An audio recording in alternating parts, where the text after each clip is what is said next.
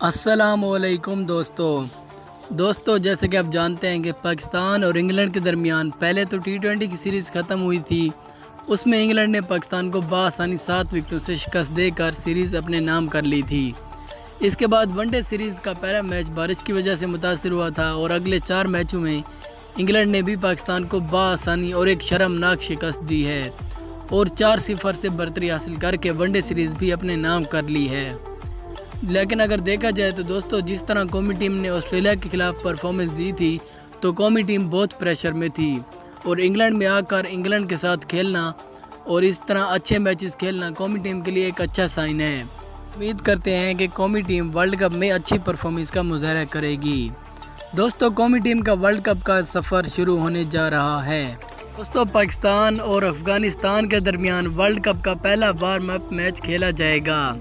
ये मैच पाकिस्तानी वक्त के मुताबिक 2:30 बजे शुरू होगा और ये मैच 24 मई को खेला जाएगा, जुम्मे के दिन। तो अगर हम टीवी चैनल्स की बात करें तो ये मैच आप पाकिस्तान के टीवी चैनल्स PTV स्पोर्ट्स और 10 स्पोर्ट्स पर बराह रास्त देख सकते हैं।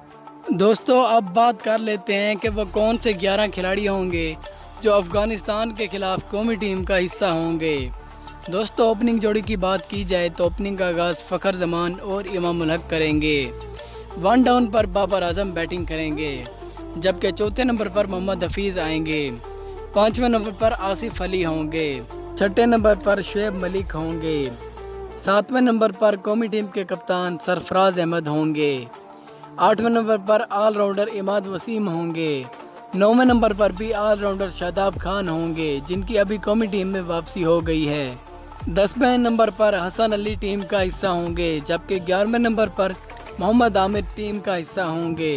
तो दोस्तों, ये हैं वो 11 खिलाड़ी जो अफ़गानिस्तान के खिलाफ वार्म अप मैच में टीम का हिस्सा होंगे।